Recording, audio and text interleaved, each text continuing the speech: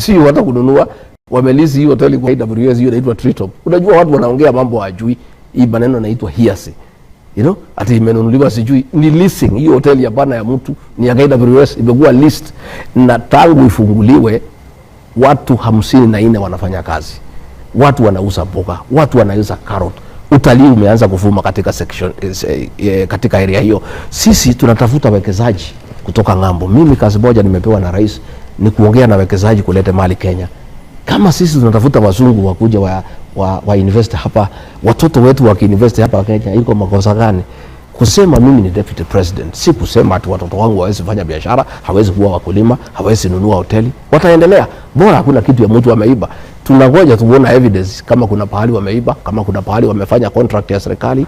Watoto wangu niliwaambia, msifanye biashara na serikali. Nyinyi mfanye na private sector. Na ndio wanafanya kazi ya ukulima, wanafanya kazi ya hoteli, wanafanya kazi ya real estate, lakini watoto wangu hawafanyi kazi na serikali. Na kama mtu ataleta evidence, aseme Ministry of Transport ama ya barabara imelipa mtoto ya Gachagua pesa fulani, waende walete. Na hakuna kitu kama hiyo. Hii tu ni watu tu kujaribu kujitafutia makosa, kwa sababu labda kuna watu wamekaa pahali wameamua sitakiwi nimalize kipindi changu kama deputy president. Lakini kwa sababu hiyo maneno haijakuja, ni hearsay, tunaiona kwa magazeti, sitaki nizungumzie. Mimi nasoma tu, nacheka ati hoteli sijui ati 3 billion wapi. Lease, umeenda umekoboa hoteli ya mwenyewe ati umenunua 3 billion. Unajua sasa, unajua hii watu nafikiri wako very desperate ya kunipaka matope wakijaribu kunitoa kwa kazi. Lakini they will be shocked wakati ikifika. Wacha tungoje. Kama impeachment tuliambiwa itakuja kesho, tunangojea. Mawakili wetu wako tayari. Wacha walete grounds, tusaangalia, tutajibu. Lakini unajua wengine wanajaribu, nimeona wengine wananisindikisha, sasa wabunge 300 wamesign, sasa wewe you are die cast, si ujiuzuru uende nyumbani. Sasa mimi nijiuzuru, hii kazi mimi sikujipea. Wewe kazi hujajipea, unaweza toka. Na mimi hakuna makosa nimefanya. Mimi niko sawa. Kama kuna mtu anafikiria ataniuzia uoga ati nijiuzuru, asahau. Kama ni kunifukusu, wacha nifukuzwe. Na watu wanangoja wabunge wale wanifukuze. Wanangoja sana. Hiyo ndio wanangojea. Hata hii ya mlima kwetu wakinifukuza, hiyo ni sawa, watu wetu watadili naye. Ile tu wanangojea ni wabunge wa Rift Valley. Naibu wa rais, ni kurudisha nyuma kidogo uhusiano wako na president. Wakati mlichukua usukani, kuna ile executive order president aliweka akielezea kazi yako kama naibu wa rais. Kabisa. Haijawahi fanyika kwa muda mrefu. Ndio. Kuna uwezekano kwamba labda kuna mahali hujafanya kwa kazi yako kama naibu wa rais, ndiposa imeleta tofauti kati yako na president. Rais ni open, hajaniita hata siku moja kunieleza kuna pahali ambaye kazi imeharibika. Kazi ile nimepewa mimi, nakuwa chairman wa kamati ya baraza la mawaziri.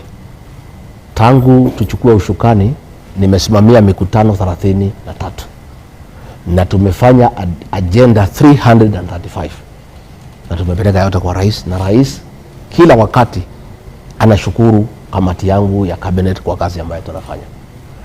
Mambo ya kusimamia ugatuzi, nimeleta uhusiano wa kipekee kati ya serikali kuu na maserikali ya ugatuzi. Hujasikia ile kelele ilikuweko wakati ya serikali ile iliyopita kati ya magavana na serikali kuu. Ni kazi mimi nafanya.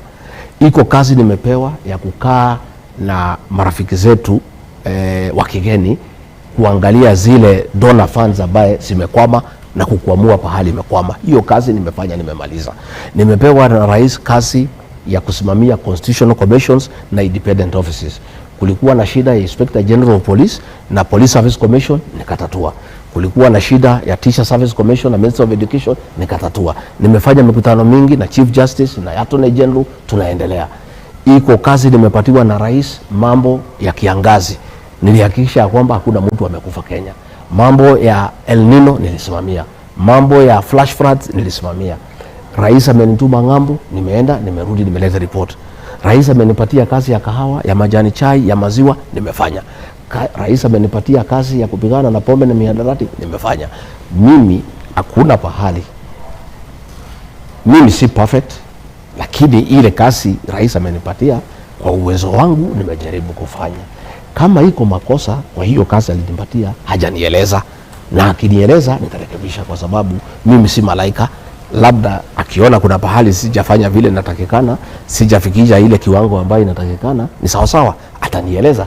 Lakini as we speak today, hakuna siku amenikosoa kuniambia hapa hujafanya hii, hujafanya hii. Na kama itafika siku aniambie, anieleze hapa bado hapa bado hapa, nitarekebisha. Na mnazungumza na president, na kama kumekuwa na shida, je, umejaribu kuzungumza na yeye? Kwa sababu kuna wakati ulisema you don't access state of diary because hauwezi elewa. Hiyo ni maneno ya juzi. Kama tangu tutoke Kisumu ndio kumekuwa na hiyo shida, na sielewi kwa sababu kuna mtu amenieleza. Nilisema kwa ile group ya diary ya rais niliondolewa, kwa hivyo sina access ya kujua pahali yako anaenda wapi. Sijapatiwa sababu ya kuondolewa na sijauliza, kwa sababu unajua hiyo group si mimi nitengeneza. Najua mimi ni mtu mwaminifu, mimi ni deputy president, ni assistant wa president, so sibishani na rais. Ikionekana sitakani nigue kwa hiyo group, mimi natosheka. Siwezi bishana sana, kwa sababu pahali huku jiweka, kwa sababu si mimi nilijiweka, niliwekwa kwa hiyo group, na siku niliwekwa sikuulizwa, siku nimetolewa sikuulizwa, so hakuna haja mimi niulize. Lakini nikaona ni mzuri nijulisha wa Kenya, kwa sababu nilikuwa nimeona mabloggers hapo State House wameanza kujaribu kulete hadithi ati ya kwamba mimi nimesusuia kazi, siendi kazi ya rais. Lakini nikaona ni mzuri nijulisha wa Kenya kwa nini mimi sionekani pale, kwa sababu mimi ni mtu ya kusema ukweli. Kama ningekuwa ni ile watu ya kuficha maneno ningeficha. Nikasema mimi hapana, iko pale, lakini mimi siwezi uliza. Kama kutakuwa na sababu, ikionekana nielezwe nitaelezwa, ikionekana nisielezwe pia sina shida.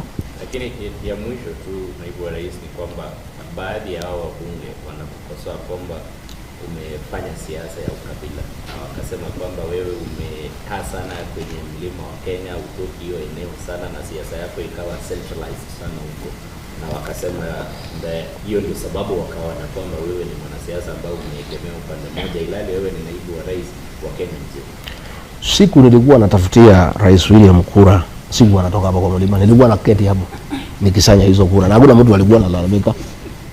Nasikia nilikuwa natoka mlima na kuja bonde, natoka mlima na kuja bonde, hakuna mtu alikuwa analalamika. Mimi nimetembea Kenya. Si mnasema nilikuwa Mombasa, hii hapana mlima. Mimi nilikuwa Wajir, hii hapana mlima. Nilikuwa Garissa, hii hapana mlima. Nilikuwa Mount Elgon. Nandi nimekuja karibu mara 10. Eldoret nimekuja karibu mara 6. Kericho nimekuja mara 4.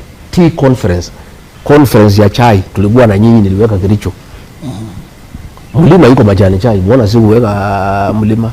Unajua kikwetu iko saying sijui kama kikwa kale iko nasema fisi akitaka kula mtoto yake anaanza kusema ananuka kama mbuzi. Sijui kama iko fisi akitaka kula mtoto yake anaanza kusema ananuka kama mbuzi. Hii mikutano nafanya ya cabinet, kwani mimi nafanya na Kikuyu? Hii ni cabinet ya Kenya, mambo tunapanga ya Kenya.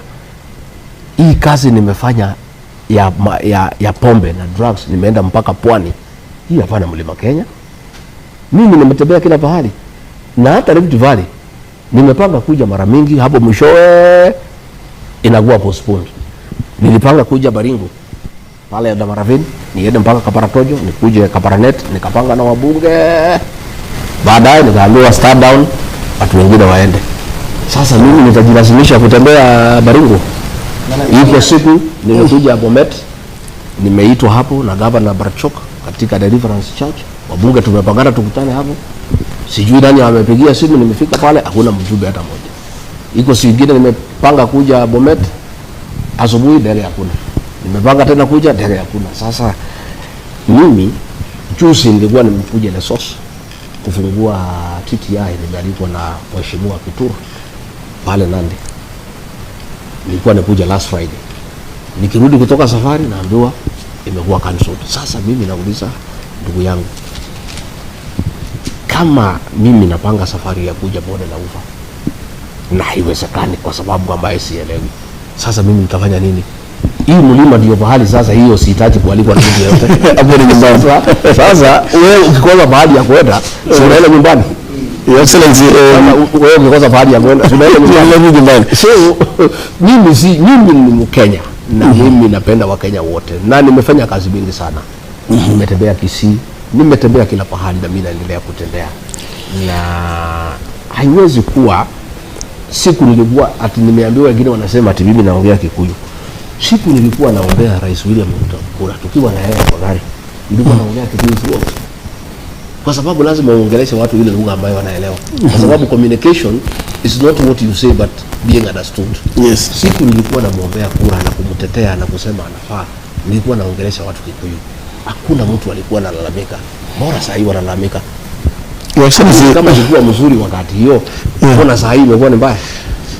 Your Excellency, kuna swali tu nataka kukuuliza kuhusu mambo ya broad based government. Najua hapa mbeleni uliweza kuongea kabisa na kwa kinagobaga kwamba umeweka mitego State House, na hakuna mtu atapita hapa, na kila siku kuna macho yako kuhakikisha kwamba hakuna mtu amekuja kuharibu kazi yenu ama mpangilio kazi ambayo serikali imeweka pamoja na Rais William Ruto. Lakini